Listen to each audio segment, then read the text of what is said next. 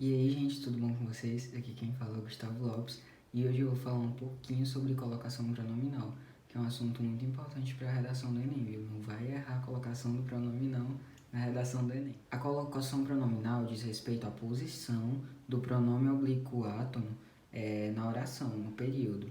Então, existem três posições que o pronome pode se encontrar, que é na posição de próclise, que é antes do verbo, lembrando que é tudo em relação ao verbo. A próclise é antes do verbo, então olha aqui, ó.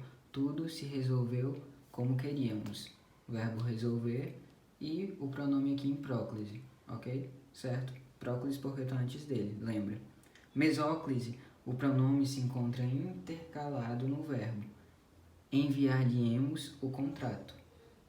Aqui a gente tem o verbo e no meio dele se encontra o pronome que a gente chama essa posição de mesóclise, certo? A ênclise, o pronome fica depois do verbo.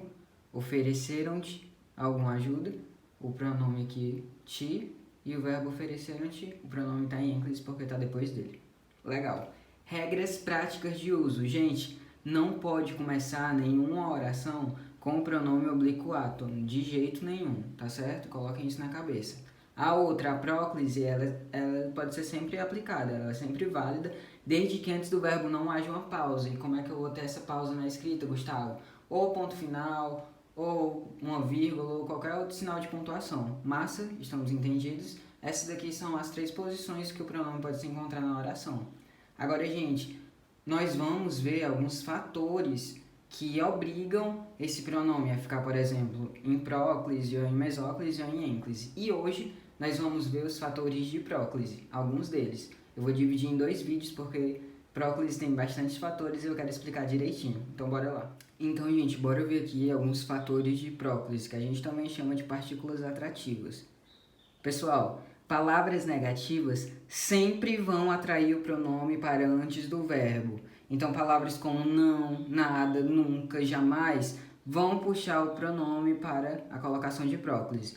Não me falaram nada. Aqui, se não é uma partícula atrativa, então esse pronome aqui vai ter que ficar antes do verbo em forma de próclise. Massa? Legal, não erra isso. Palavras negativas, próclise sempre.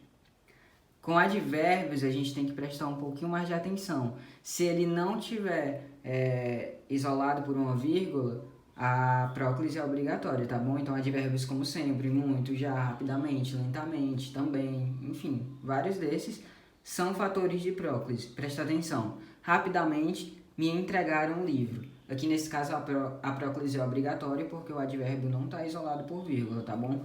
Nesse outro caso aqui, rapidamente, vírgula, entregaram meu livro, essa vírgula aí meio que expulsa o pronome para a forma de ênclise. Lembra do que eu falei? Que a próclise é sempre válida nos períodos desde que não tenha uma pausa. E essa pausa na escrita vai ser a vírgula, ou então um ponto final, enfim. Então aqui, nesse caso aqui, toma cuidado que a ênclise é obrigatória. A vírgula está separando o advérbio.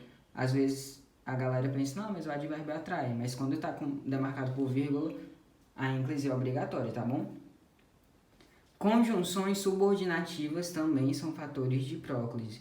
Toma cuidado nas redações, porque a galera gosta de enfeitar com ênclise para lá, mesóclise para colar, mas esquece que essas conjunções subordinativas que aparecem pra caramba são fatores de próclise.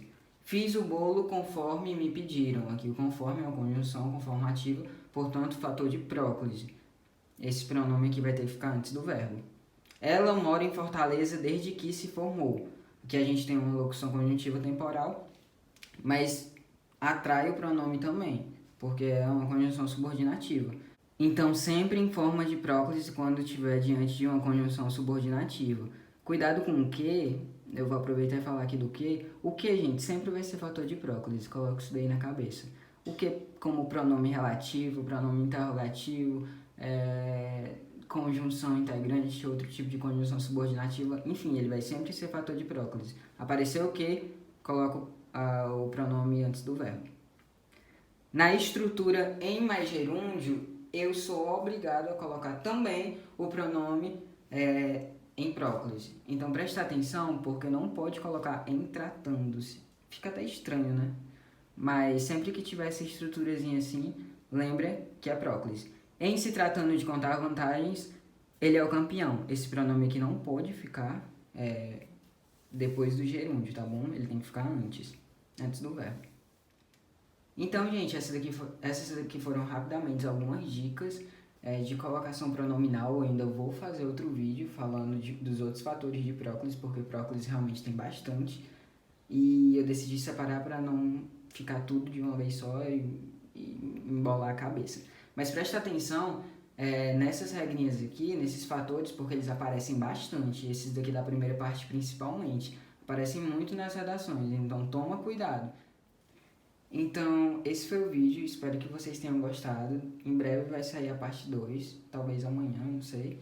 Mas vai sair a parte 2 em breve e falando dos outros fatores. Eu também vou fazer os vídeos falando sobre fatores de ênclise e fatores de mesóclise também, para vocês não errarem na redação e também para vocês saberem quando pode aplicar ou não, que às vezes é facultativo. Então, se você gostou desse vídeo, se inscreve no canal, compartilha para os seus amigos, deixa o seu like.